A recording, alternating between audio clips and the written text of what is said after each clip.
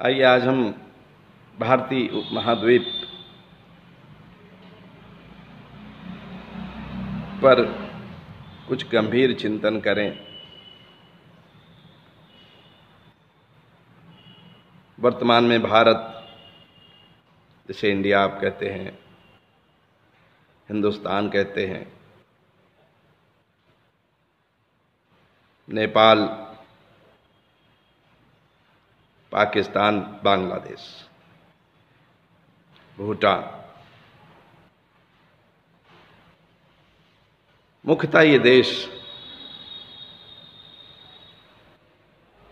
इसमें आप श्रीलंका को भी शामिल कर लें, लक्षद्वीप को भी शामिल कर लें, तो इन देशों की जो संस्कृति है, कल्चर है, वो मिलती जुलती है, समानता है।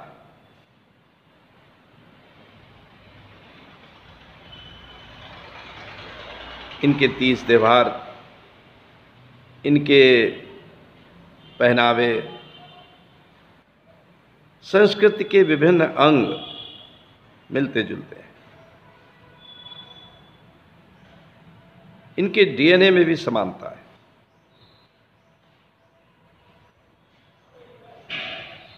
भाषाएं मुख्य रूप से हिंदी, उर्दू, बंगाली, पंजाबी और दक्षिण में तमिल, मलयालम,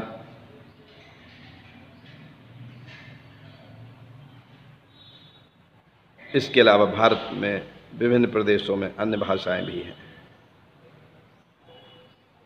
लेकिन इन समानताओं के बाद राजनैतिक दूरियां रहें,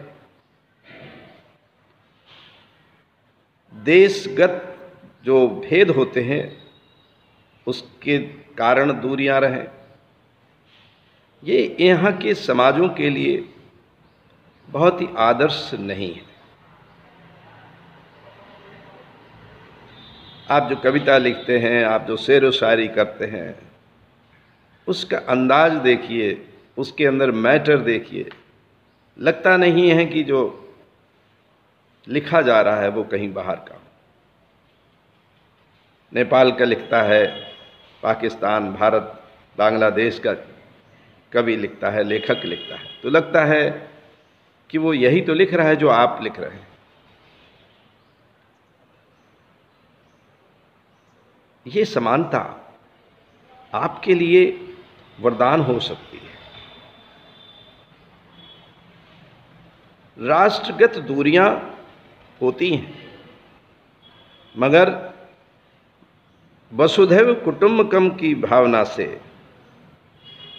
आप में एकता स्थापित होती है। और एकता वहाँ बहुत आसान होती है जहाँ सांस्कृतिक रूप से आपके अंदर मिलन बिंदु है, सोच में अंतर बहुत कम है,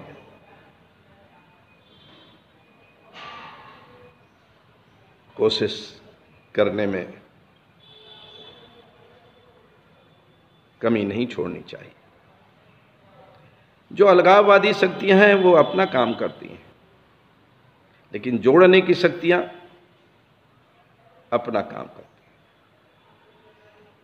धर्म को जोड़ने का काम करना चाहिए, राजनीति तोड़ने का काम करती है, मगर साहित्य, संस्कृति, धर्म, ये सब जोड़ने का काम करते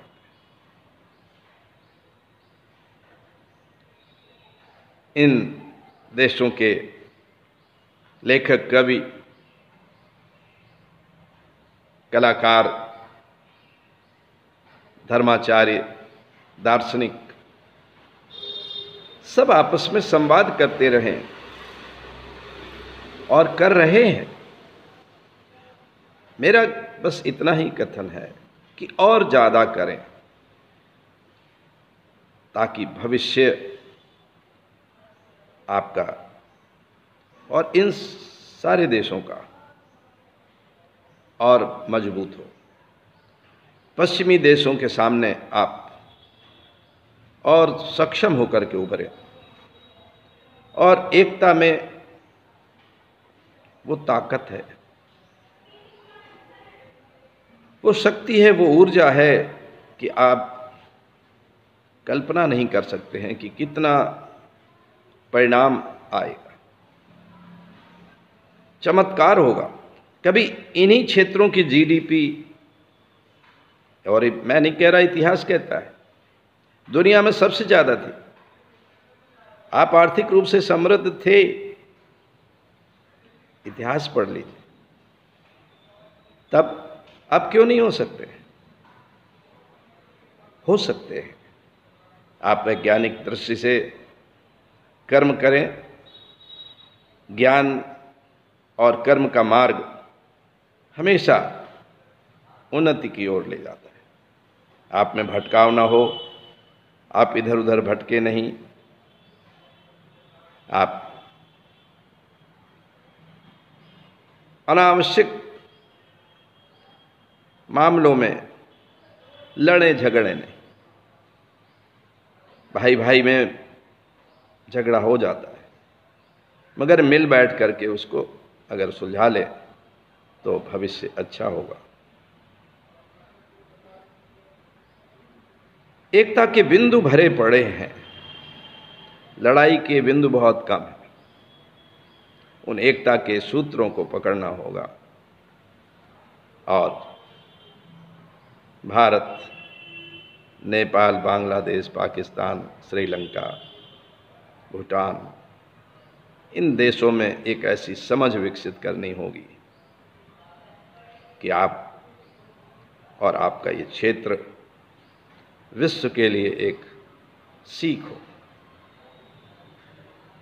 ज़्यादातर धर्म और दर्शन या तो इसी भूमि से दुनिया में गए हैं, या बाहर के धर्म और दर्शन यहाँ आकर के कुछ ज्ञान ले करके, कुछ सीख करके, कुछ अपने में जोड़ करके वापस गए। इसके प्रमाण हैं। तो बस एक सोच जरूर बदल ले ये क्षेत्र कि विज्ञान में बहुत अच्छा काम इन क्षेत्रों में नहीं हुआ। विज्ञान में तभी अच्छा काम होता है जब आपकी दृष्टि वैज्ञानिक हो। आपके बीच में वैज्ञानिक पैदा होंगे तभी जब आपकी दृष्टि वैज्ञानिक हो। तो धर्म और विज्ञान साथ साथ चलेंगे और इन क्षेत्रों का समग्र विकास करेंगे। मुझे पूरी उम्मीद है, पूरी आशा है, और आपको भी पूर्ण आशा होनी चाहिए। एकता की शक्तियों को मजबूत करें। एवं अस्तु।